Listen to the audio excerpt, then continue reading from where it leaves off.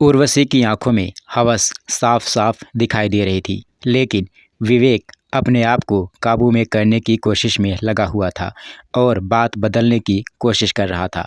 पर उर्वशी ने तो जैसे ठान ही लिया था कि आज हद से आगे बढ़ ही जाना है।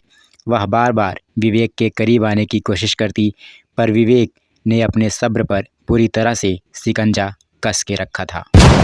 दोस्तों, अब आप सोच रहे होंगे कि ये उर्वशी, बेशर्म उर्वशी कौन है जो एक लड़के को, मासूम लड़के को अपनी हवस का शिकार बनाना चाहती थी। नमस्कार, महफिल 24/7 में आपका बहुत बहुत स्वागत है। आज के इस नए वीडियो में हम एक नई कहानी के साथ आपके सामने हाजिर हैं। इस कहानी में हमें बहुत कुछ सीखने को मिलेगा, इसलिए पूरी कहानी ध्यान से सुनिएगा। तो आइए शुरू करते हैं और सुनते हैं ये कहानी हम और आप साथ साथ।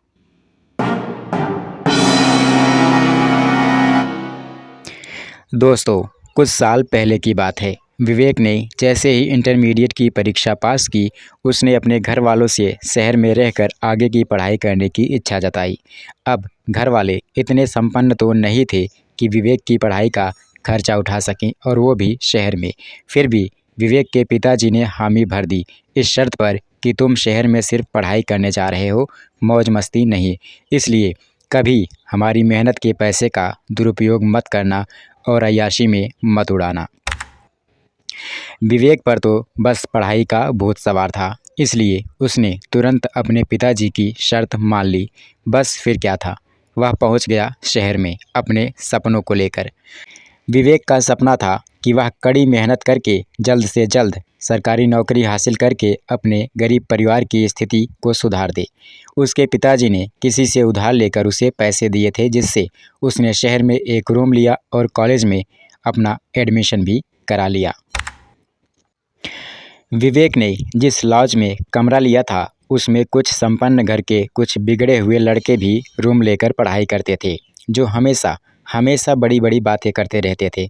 2-4 दिन तक तो ठीक ठाक रहा। उसके बाद वो लड़के विवेक के रूम में आ जाते, घंटों बातें करते, ताश खेलते और मोबाइल में गंदे गंदे वीडियो देखते, जिसकी वजह से विवेक को काफ़ी परेशानी होती थी और वो पढ़ाई नहीं कर पाता था। यानी कुल मिला के कहा जाए तो वो काफ़ी डिस्टर्ब हो जाता था।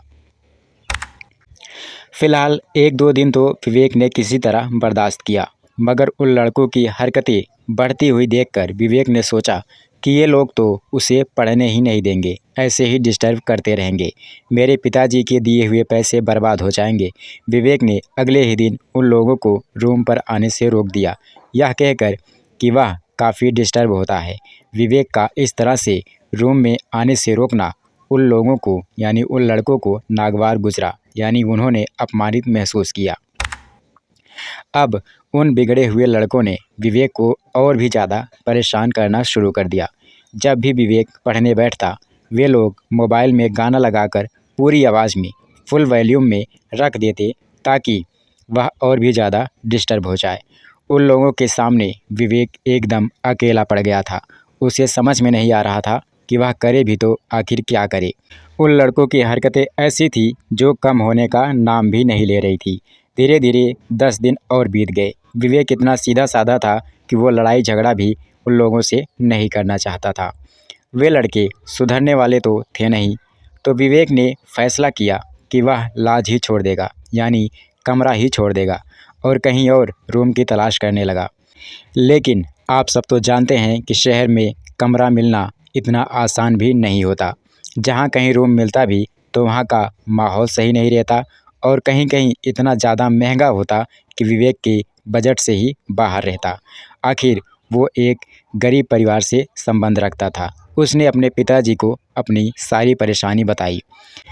अब उसके पिताजी भी करते भी तो क्या करते। उसके पिताजी ने कहा कि कोई बात नहीं बेटा, अगर माहौल अच्छा हो तो देख लो, थोड़ा सा महंगा रूम ही, मैं पैसों का कुछ और इंतज़ाम करने की कोशिश करता हूँ, किसी और से थोड़े बहुत पैसे उधार लेता हूँ। विवेक के पिताजी बहुत अच्छे इंसान थे और विवेक को हर तरह से सपोर्ट करते थे।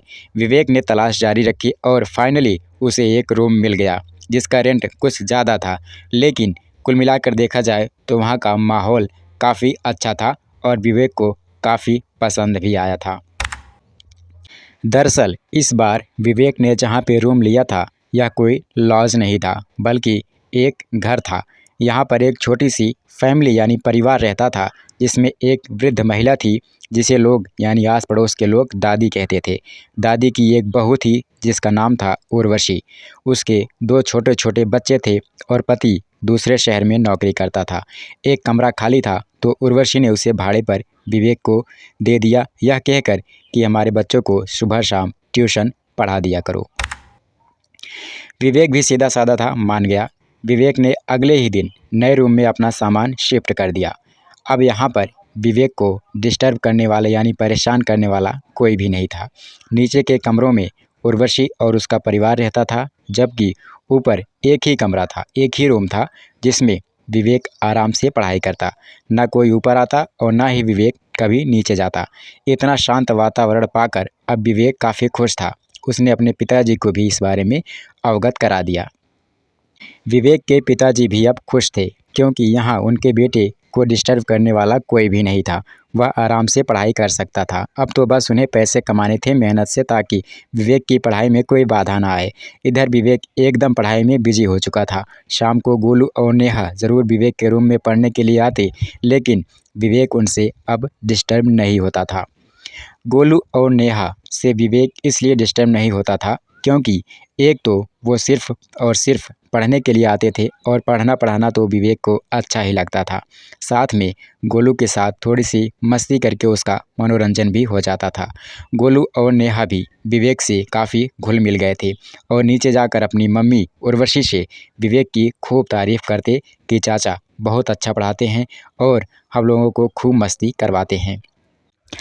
गोलू और नेहा की बातें सुनकर उर्वशी भी कभी कभी उनके साथ ऊपर विवेक के रूम में आती और बैठकर देखती कि किस तरह से विवेक उसके बच्चों को पढ़ा रहा है। धीरे धीरे विवेक उर्वशी के परिवार से इतना घुल मिल गया कि एकदम परिवार के सदस्य की तरह रहने लगा। उर्वशी को कुछ बाजार से लाना होता तो विवेक खुद बोल देता कि रहने दीजिए भाभी जी, मैं जा रहा हूँ बाजार और ला दूंगा। उर्वशी भी विवेक को बहुत मानती थी। उर्वशी का विवेक को इतना ज़्यादा मानना धीरे धीरे एक आकर्षण में बदल रहा था। जैसा कि अक्सर होता है, हर औरत को मर्द की ज़रूरत होती है, पर उर्वशी का पति 3-4 महीनों में 2-4 दिन के लिए ही घर आता था। विवेक को देखकर उर्वशी की दबी हुई इच्छाएं हिलोरें मारने लगती। दिन ब दिन उर्वशी का यह आकर्षण बढ़ता ही जा रहा था और वो विवेक की तरफ खिंचती चली जा रही थी। चूँकि विवेक की उम्र उर्वशी की अपेक्षा काफ़ी कम थी, तो उर्वशी अपनी भावनाओं को विवेक के सामने रख नहीं पाती थी और अब वह विवेक का कुछ ज़्यादा ही ख्याल रखने लगी। जब भी नेहा और गोलू पढ़ने के लिए विवेक के रूम में जाते तो पीछे से उर्वशी भी एकदम सज संवर कर आ जाती, कभी चाय लेकर तो कभी कोई और बहाना करके। पर विवेक इन सब से अनजान होकर बच्चों को पढ़ाने के लिए बैठ जाता था, यानी उर्वशी के सजने संवरने का विवेक पर कोई भी असर नहीं पड़ता था। उर्वशी परेशान हो रही थी। उर्वशी कितना भी कोशिश करती कि विवेक उसके खूबसूरत जिस्म को देखे, पर विवेक हमेशा उसे भाभी जी की नज़रों से ही देखता। उर्वशी अब समझ चुकी थी कि अब सीधी उंगली से घी नहीं निकलने वाला और कुछ और ही करना पड़ेगा। अब उसने विवेक से मस्ती मजाक करना शुरू कर दिया। वह जब भी विवेक को देखती एकटक देखती रहती। विवेक के सामने आते ही कभी अपना पल्लू गिरा देती तो कभी गहरी गहरी सांसें लेने लगती, ताकि उसके जज्बातों का विवेक को एहसास हो जाए। उर्वशी की यह सब हरकतें देखकर विवेक समझ तो गया था कि भाभी जी के मन में कुछ गलत विचार हैं, पर उसने हर बार इस बात को इग्नोर करना ही उचित समझा। इधर उर्वशी की हवस की आग बढ़ती ही जा रही थी। वह किसी भी कीमत पर विवेक के साथ संबंध बनाना ही चाहती थी, पर विवेक के सामने सिर्फ एक ही लक्ष्य नज़र आ रहा था, वह था पढ़ाई और सरकारी नौकरी। रात के 10 बजे थे। विवेक खाना खाकर छत पर टहल रहा था कि उर्वशी भी नाइट सूट पहनकर वहां पहुंच गई। विवेक ने उसे देखते ही कहा, अरे भाभी जी, आप इस वक्त छत पर, क्या बात है? उर्वशी ने कहा, जानबूझकर अनजान मत बनो, सब जानते हो तुम। आखिर मुझे इग्नोर क्यों कर रहे हो? क्या कोई गर्लफ्रेंड है तुम्हारी? टेंशन मत लो यार, किसी को कुछ नहीं बताऊंगी मैं। जो कुछ रहेगा हमारे और तुम्हारे बीच में रहेगा। उर्वशी ने अपनी बातों से विवेक को बहलाने की काफ़ी कोशिश की। उर्वशी की आंखों में हवस साफ साफ दिखाई दे रही थी, लेकिन विवेक अपने आप को काबू में करने की कोशिश में लगा हुआ था और बात बदलने की कोशिश कर रहा था। पर उर्वशी ने तो जैसे ठान ही लिया था कि आज हद से आगे बढ़ ही जाना है। वह बार बार विवेक के करीब आने की कोशिश करती, लेकिन विवेक ने अपने सब्र पर पूरी तरह से शिकंजा कस के रखा था। उर्वशी ने विवेक का हाथ अपने हाथों में लिया और पागलों की तरह उसे चूमने लगी। अब विवेक एकदम अवाक था, उसे कुछ भी समझ में नहीं आ रहा था। अब विवेक को गुस्सा आ रहा था। विवेक ने झटक कर अपना हाथ छुड़ा लिया और गुस्से में बोला, ये क्या कर रही हैं आप भाभी जी? कई दिनों से देख रहा हूँ मैं आपकी हरकतें। देखिए, मैं बहुत गरीब परिवार से संबंध रखता हूँ और मेरे लिए मेरी सबसे पहली प्राथमिकता मेरी पढ़ाई और सरकारी नौकरी है। आप नहीं जानती कि मेरे पिताजी किस तरह से उधार ले लेकर मुझे पैसा दे रहे हैं और मुझे पढ़ा रहे हैं। और आप मुझसे गलत काम करने को कह रही हैं? मुझसे नहीं होगा ये। उर्वशी बोली, देखो, अगर तुम चाहो तो मैं तुम्हारे कमरे का किराया भी नहीं लूँगी।